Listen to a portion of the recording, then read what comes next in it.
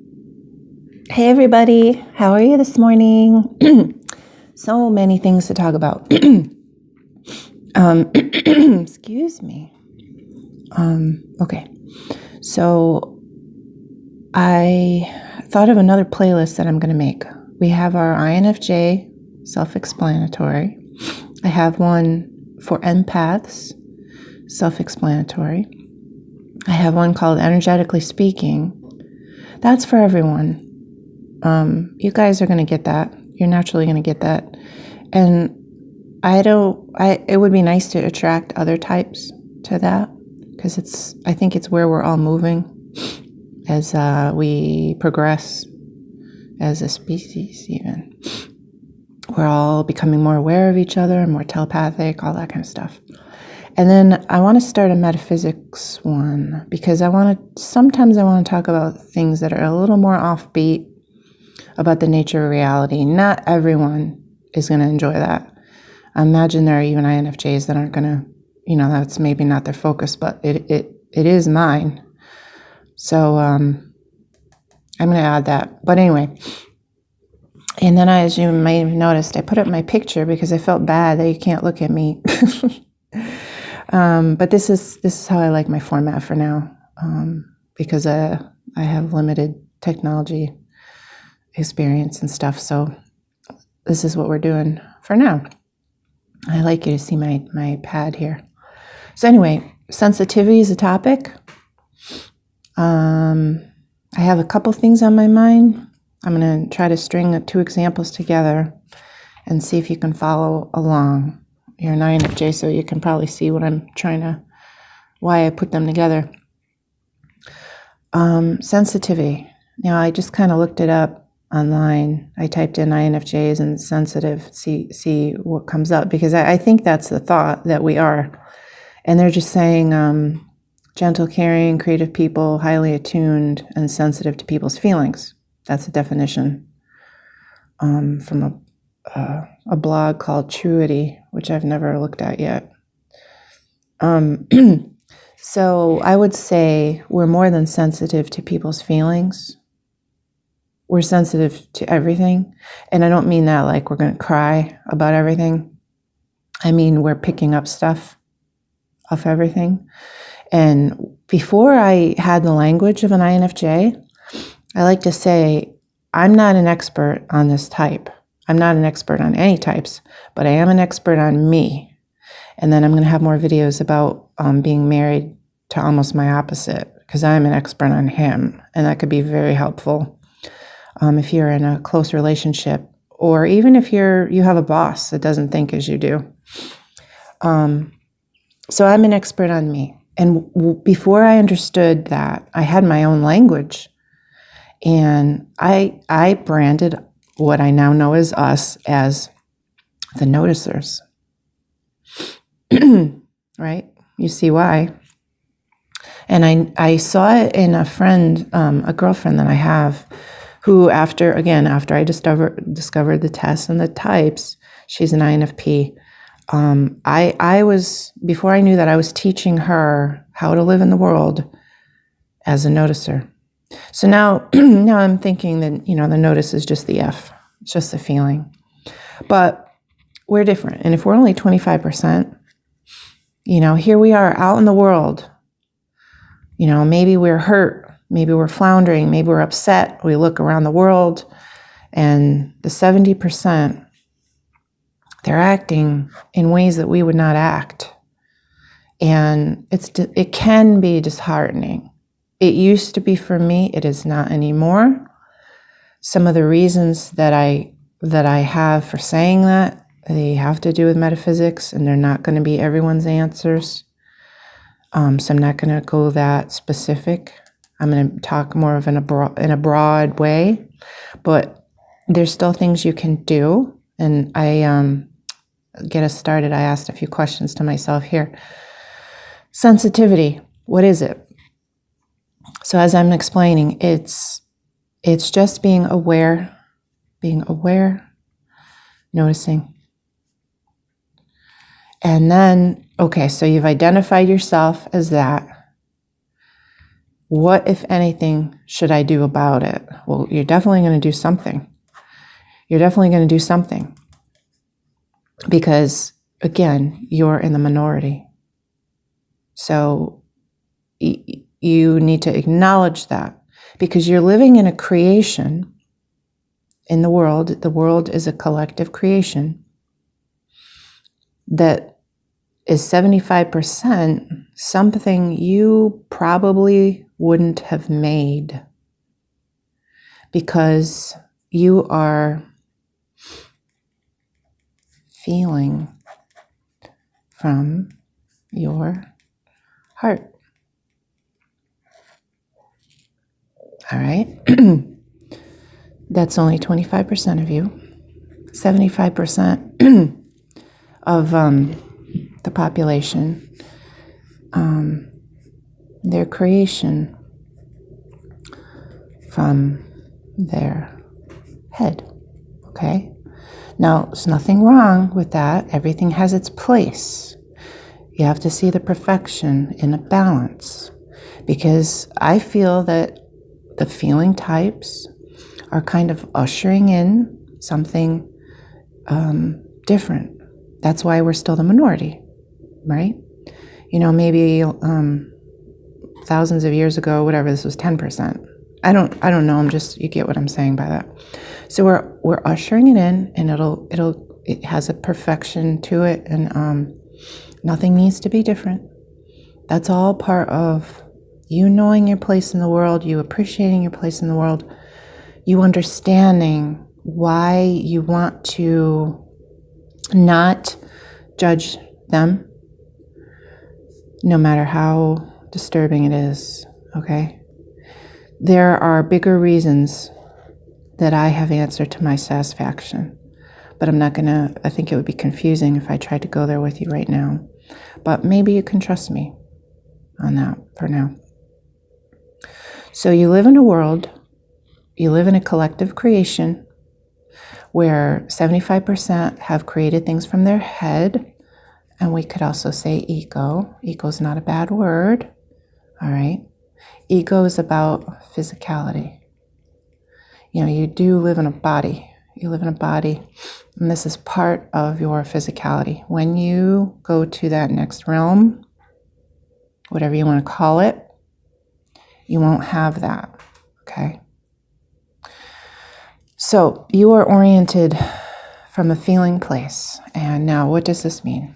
I'm going to give you an example of how this shows up in my life, and I know you're going to relate back to yourself, and maybe we can give you some answers when you feel like you're too sensitive, because I was told that as a kid. I'm sure you probably were too.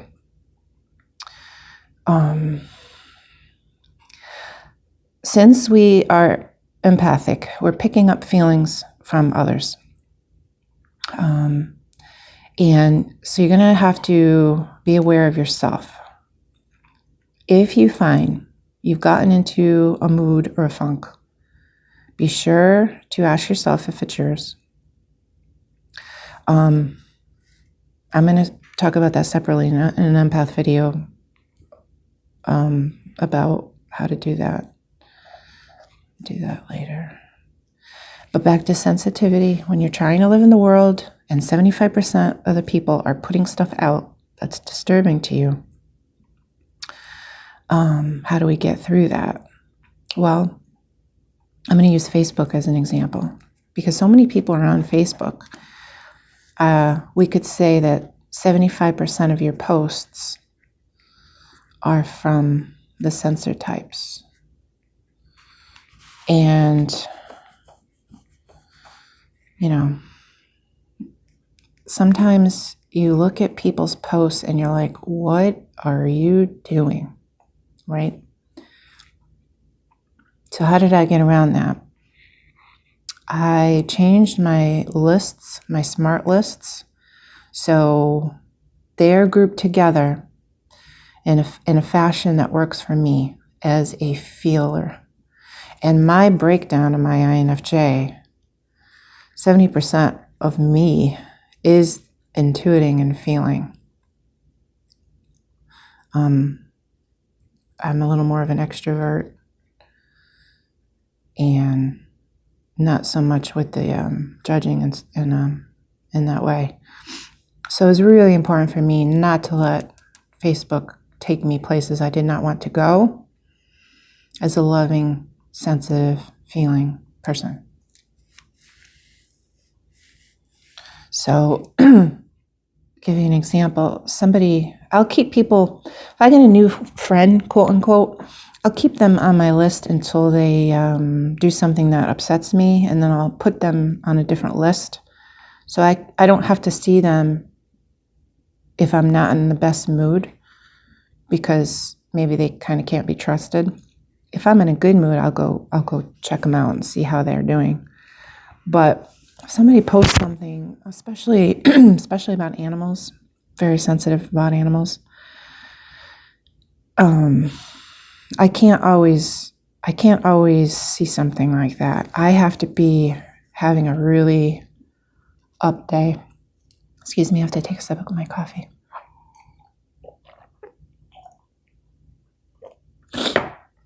I have to be having a really up day to deal with those types. And I might think that they're crazy, like, why are you posting this? But here they are. My feeling about posting is, if I was coming over to your house, would you have put that up on your refrigerator? I'm sorry to say this, that I do have something on my mind. It was a dead animal. It was pretty upsetting. Or if I walked in your house, would you show me that picture? Here you go. I want to talk about this. Here, everyone, here. That's what Facebook is to me. It's like when you're posting, you're saying, here, look at this.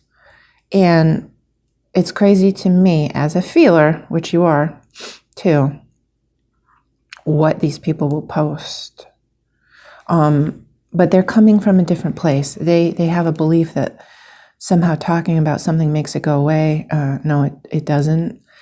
And that's a metaphysical topic. Like, your creation, what you pay attention to is your creation.